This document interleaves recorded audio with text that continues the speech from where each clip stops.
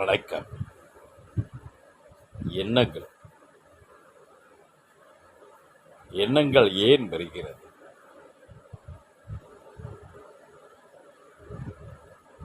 ஏன் வரக்கூடாது?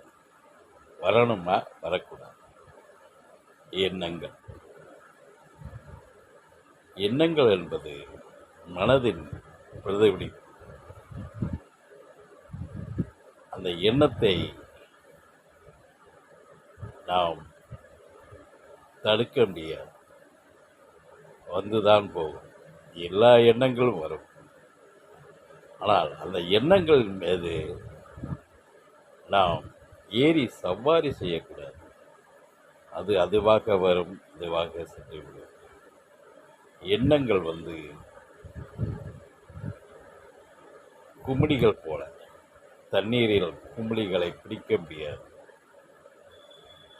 அப்படியே தூக்கி பிடித்தாலும் அது ரொம்ப நேரம் நிற்காது, உடைந்து விடும் அந்த குமிழிகள். அது போலதான் எண்ணங்கள். எண்ணங்களை தூக்கக்கூடாது, அது சென்று விடும், கடந்து விடும். எண்ணங்களை பிடித்தால் எத்தனை எண்ணங்களை நீ பிடிப்பாய்? மூழ்கி விடுவாய். எண்ணங்கள் மூழ்கக்கூடியது. ஆனால் எண்ணங்கள் வரலாம், வரக்கூடாது என்று இல்லை. எல்லா எண்ணங்களும் வரும், வந்து சென்று விடும். அந்த எண்ணங்கள்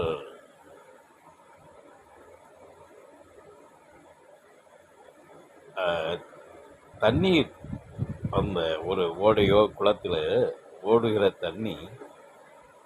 தண்ணியில் குமிழிகள் அடிக்கிட்டு குமிழிகள் வரும் போகும். தண்ணீர் இருக்கும்போது தான்